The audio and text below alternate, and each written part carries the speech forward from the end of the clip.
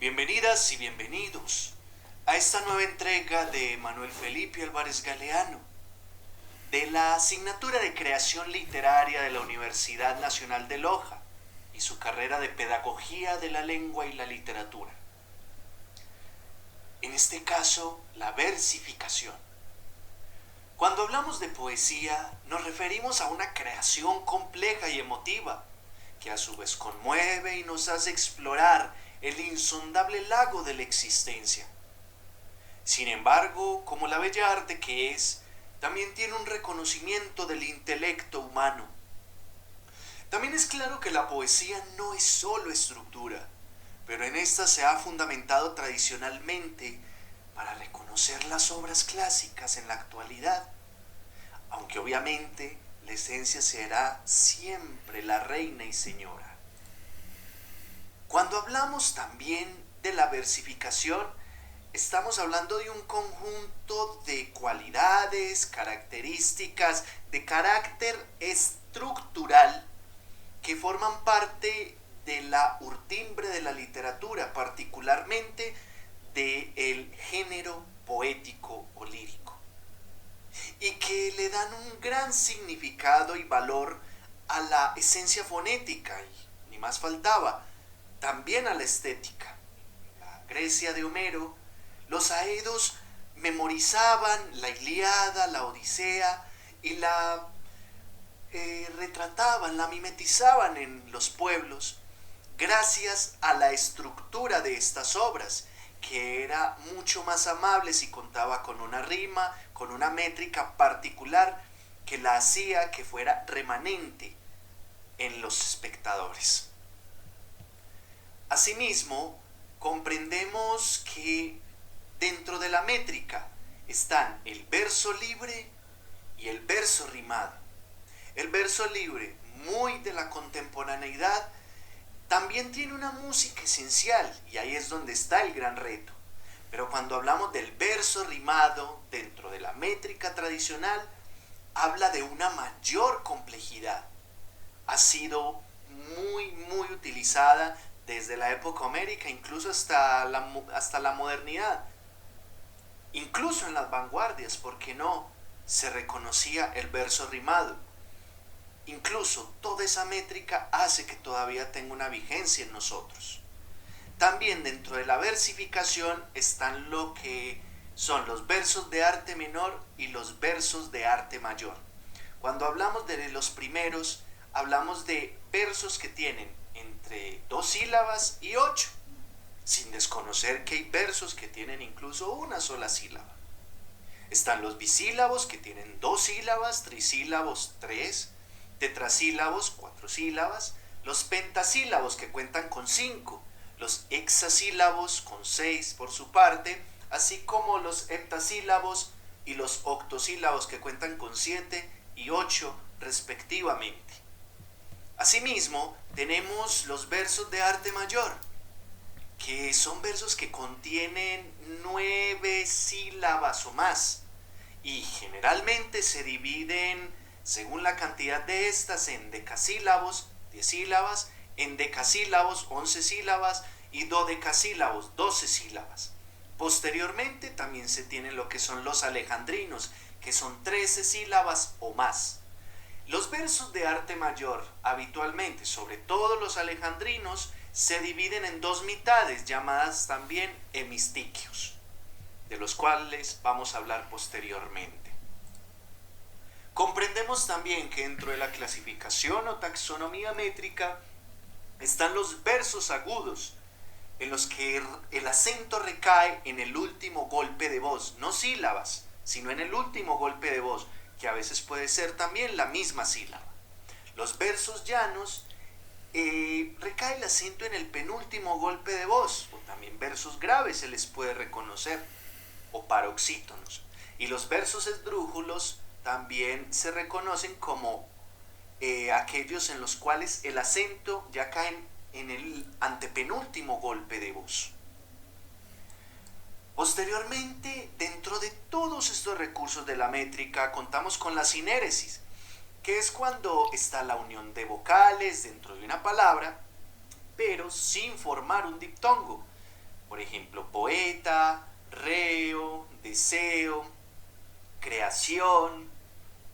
Tenemos las diéresis, que es la unión de dos vocales dentro de una palabra, pero sí forman un diptongo. Cuita, fuimos,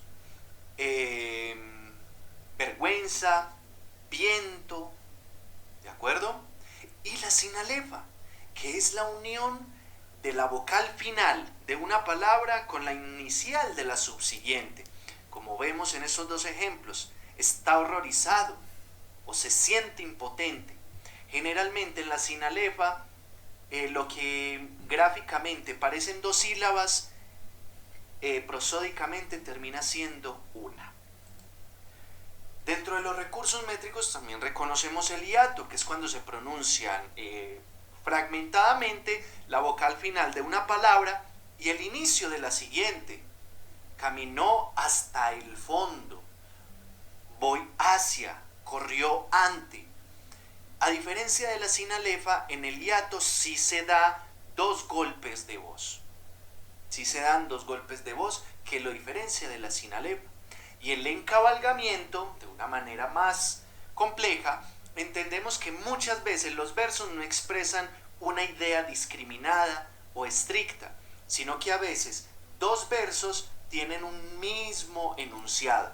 En este caso, cuando en el verso subsiguiente continúa la idea directamente, es lo que se llama encabalgamiento. Asimismo, comprendemos que dentro de la rima tenemos la rima consonante, que es aquellas en las cuales tanto las letras consonantes como la vocal tónica tienen la misma terminación en dos o más versos.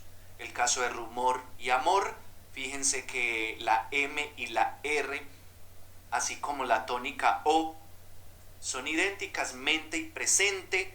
Fijémonos que tanto la E tónica como la N y la T tienen la misma terminación, o más bien tienen la misma estructura en las dos palabras, mente y presente, así como sucede con mundo y profundo. En el caso de la rima asonante, solo se refieren a aquellos versos, dos o más versos, que solo tiene una consonancia o una empatía, por decirlo de algún modo, rítmica en la vocal tónica, ¿de acuerdo? Y en las demás, en las que vienen después de la vocal tónica. Mente, verte, infante, martes, rubor, jugó. Fíjense que las vocales coinciden. Posteriormente comprendemos lo que son las combinaciones del verso. Por ejemplo, lo que es la rima abrazada, comprendemos cuando el primero y el cuarto verso coinciden, así como el segundo y el tercero en la estrofa. La rima cruzada es cuando riman los dos pares y los dos impares. Es decir, el verso 1 y 3 rima, así como el segundo y el cuarto, con distinta terminación, obviamente. La rima gemela es cuando hay dos versos que tienen la misma rima, los dos subsiguientes de la misma manera y los demás, así como en parejitas. Y la rima continua es cuando se tiene una misma terminación o un mismo tipo de rima en todo el poema o en cantidades considerables de versos. Cuando hablamos también de pausas, nos referimos vamos desde la más amplia a la más precisa.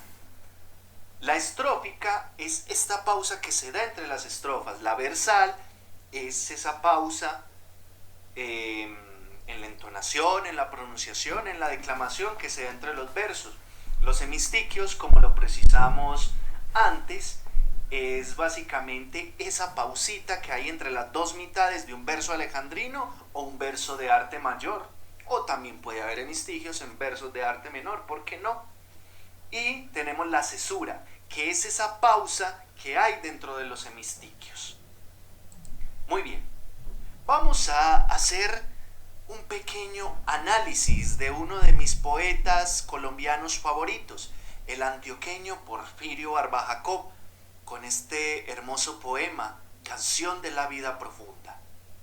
Podemos observar que en esta primera estrofa de este poema que dice: hay días en que somos tan móviles, como las leves brisnas al viento y al azar. Tal vez bajo otro cielo la gloria nos sonríe. La vida es clara, undívaga y abierta como un mar. Vemos que todos los versos son de arte mayor. Nos fijamos que las sílabas pares riman y son rimas consonantes, porque tanto la vocal tónica como la consonante son las mismas. Asimismo, vemos como podemos contemplar en el último verso hay dos mitades. Aquí podemos encontrar los hemistiquios, pero también esta línea que divide ambos hemistiquios la podemos denominar como la cesura. Muy bien, todo esto es basado en los grandes aportes de Tomás Navarro Tomás y de Domínguez Caparrós, con sus textos Métrica Española y Métrica y Poética respectivamente, así como el Diccionario de Lingüística Moderna de Alcaraz Baró y Martínez Linares. Es un gusto haber compartido con ustedes. Terminamos con esta frase de María Zambrano: la palabra de la poesía temblará siempre sobre el silencio, y solo la órbita de un ritmo podrá sostenerla. Muchas gracias y Dios les bendiga.